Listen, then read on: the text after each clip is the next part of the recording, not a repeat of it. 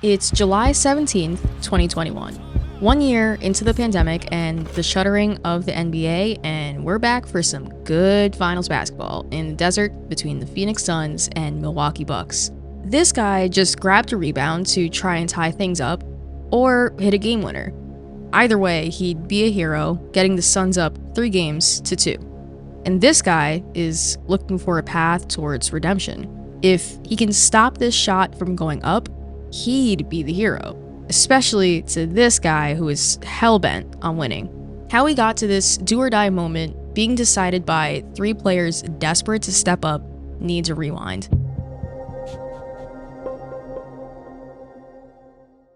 If this guy who just grabbed a board on the other end of the floor hits this shot, this guy is gonna be haunted. That's why he's looking to defend here. He has to show why he was brought in. Why he's this guy's number 2. Supporting Giannis Antetokounmpo, especially in clutch moments like these, is why the Bucks traded for Jrue Holiday. They needed someone who could seamlessly communicate with Giannis on the floor. Nothing lost in translation between these two. No big egos. Holiday's been moved pretty often at this point in his career, which is ridiculous because he's so good. Always a part of a trade, he finds himself in this moment finally a part of an important team. Holiday got his start in the NBA with Philly, and his tenure there was pretty solid. He was a great rookie, showing how he could very well be the face of the franchise once the logjam at point guard cleared up ahead of him. He also got his first start before he could even have a beer. He got a decent contract extension after his rookie deal was done, signing a similar deal to that of Steph Curry. He was looked to as a finishing touch to a core of himself, Evan Turner, and Andrew Bynum, in theory. In reality, Bynum literally never actually played for Philly, depriving Holiday of the chance to work with an all-star center who had great love for hitting the pins. GM Sam Hinkie was then brought into the fold and asked to set the team up for the future. That was not a future that featured Holiday as the face. Holiday was a prime trade target given his talent, so he was shipped off to New Orleans to help kick off the process. Rudely traded during his honeymoon, by the way. With Nola, Holiday was paired up with another all-star big. No, not that one yet. But Holiday was also paired up with some pretty shitty injury luck. His first 2 seasons were filled with leg injuries. His first injury had him sit out for a decent chunk of his first season with New Orleans, and the second leg injury saw him out for over 40 games during the 2014-15 season. So not a great start. In 2015-16, he finally looked like the Holiday that was an all-star with Philly. Diming, scoring. New Orleans finally landed the perfect number 2 to put next to their very obvious, very large number 1. Then, to start the 2016-17 season, he sat out again for an extended period of time to care for his wife, professional soccer player Lauren Holiday, who was having a brain tumor removed. He did step back on the court that season after she thankfully recovered, debuting in November. He ended up playing in 67 games that year, and then in the following season, playing and starting in 81 games. He made an all-defensive team, went to the postseason with the Pelicans, and was arguably one of the best players on the floor. To try and get over that Golden State Warriors team was kind of asking the impossible, though. Understandably got swept, despite some excellent play from the second fiddle Holiday. That postseason run would mark the last that he had with New Orleans.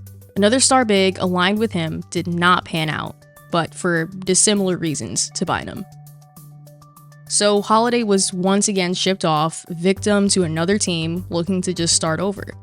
Victim, by the way, is a strong word. I'd say victim if he was sent to a losing team, but he was sent to get paired up with another star big man who actually signed off on the trade. Holiday was sent to Milwaukee to, again, complement a number 1. Holiday's playmaking has been a necessity, plus his perimeter defense has taken the load off of the entire team in the postseason. He and Giannis are a seamless tandem together, and throughout this postseason so far, Holiday is the one passing to Giannis, not the other way around. But that's what's happened here. Giannis looking to feed Holiday, and Holiday looking to close this out on the road. But he missed. Missed after not seeing Giannis right next to him open for a shot at the rim. Oops. Typically, a miss just means a Giannis board. He's been averaging double-digit rebounds this entire series. But that didn't happen. Just missed it. Now, Devin Booker can try and make Holiday really regret not hitting that jump shot with a made shot here. Booker, unlike Holiday, has had one team to call home for his entire, albeit younger, career. He came into the league from an ultra-successful Kentucky Wildcats team, where he actually wasn't even a starter. They were so stacked that he came off the bench, winning 6th Player of the Year with them. Expectations for his rookie season were that he'd be in a similar role to his one with Kentucky, off the bench, acting as a spark plug. Sure, he'd be Eric Bledsoe's backup, but he'd be a solid one. Bledsoe tore his meniscus Booker's rookie season, though. And so Booker got tapped to be the babyface starter for a Phoenix team pretty much going nowhere anyways. The first time he'd ever be starting. After earning that starting spot, Booker just kept getting better and better, scored more, passed more, rebounded more, just wasn't winning more. In the 2019-2020 season, he made the All-Star team for the first time as a replacement, which is dope. But not to burst his bubble, I apologize, the league shut down soon after All-Star Weekend in 2020. He and the rest of the Suns were relegated to just playing out the rest of their already losing season down in Florida. Phoenix didn't let their record pre-shutdown stop them from dominating bubble ball. They went undefeated, including an iconic book game winner, but the Suns were dead in the swamp, arriving to Disney 26-39. That run from Phoenix got people talking though. That end of season run wasn't just some random luck. That was the product of sustained growth from Booker and his young star center, DeAndre Ayton. And the following season, Phoenix's front office realized that they needed to parlay that success into something greater, an actual shot at some postseason success. Trading for Chris Paul paired a veteran, true point guard next to Booker and Ayton, opening the floor up for them in a way unavailable to them before getting him. And that led to a 2-seed season and a trip to the finals. Now, up to this point, Booker has not just been a sidekick to Paul or to Ayton, he's been the entire team's point of success. He's putting up some absurd numbers this postseason so far, easily piecing together one of the best single postseason performances from a player that I've, at least, ever seen. In the finals, he's been keeping that same pace up. But Game 3 saw him and the Suns come back to earth and stand in Giannis's shadow. He went off in Game 4, but he needed 28 shots to do it, and it just wasn't enough to get past the Bucks. He's here now, in Game 5, looking to add on to that prior performance and his 40 points. He's looking to be the guy. A new role for him, one that he's shown the ability to embrace, but maybe not in a moment as big as this one. He hits this shot and he lives in potential infamy. Brings his team so close to winning Game 5 and putting them one win away from Phoenix's first ever chip. A miss, and maybe people start to talk about how he can't be the guy for Phoenix if they ever want to see success.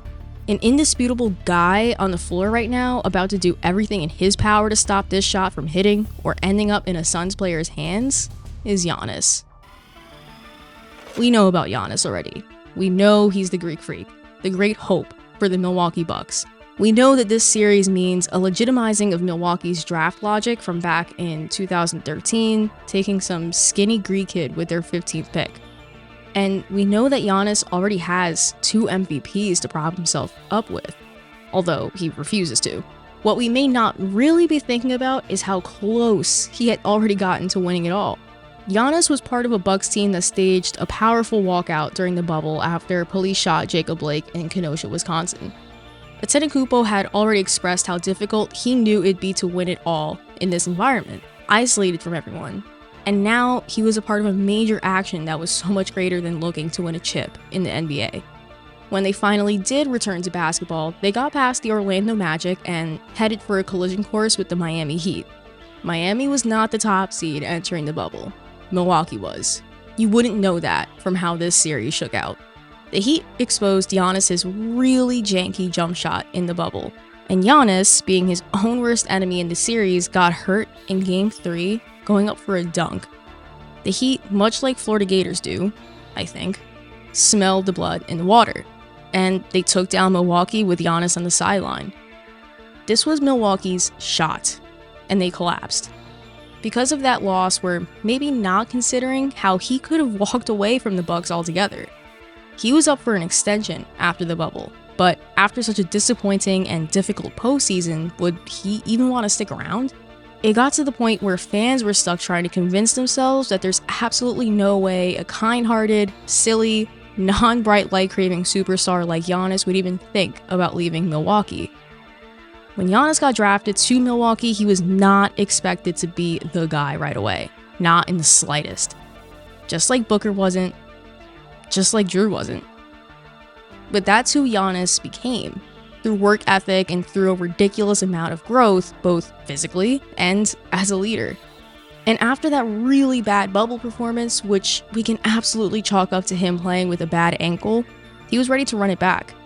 After his teammates gave him the literal pens to put ink to paper for his extension, it was clear that his goal was to finally feel like he belonged in the upper echelon of NBA greats he grew up watching highlights of in Greece.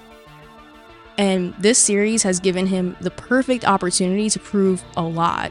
Prove that last season was a fluke, prove that he was worthy of back-to-back MVP recognition, prove that he's worthy of being the centerpiece of this final sequence. I kind of get the impression that he's not a person that would just leave us hanging. Giannis didn't grab that board a few seconds ago, but that doesn't mean he's about to leave Milwaukee wondering, what if? Welcome to a moment in history. Booker the drive, gets inside, leans in, knocked away and stolen by Holiday.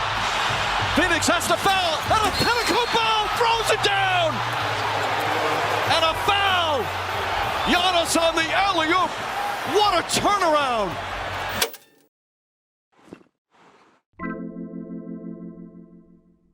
Hey y'all, thanks so much for watching. Really appreciate that. If you want to watch anything else exclusively from the Secret Base team before it hits YouTube, subscribe to our Patreon.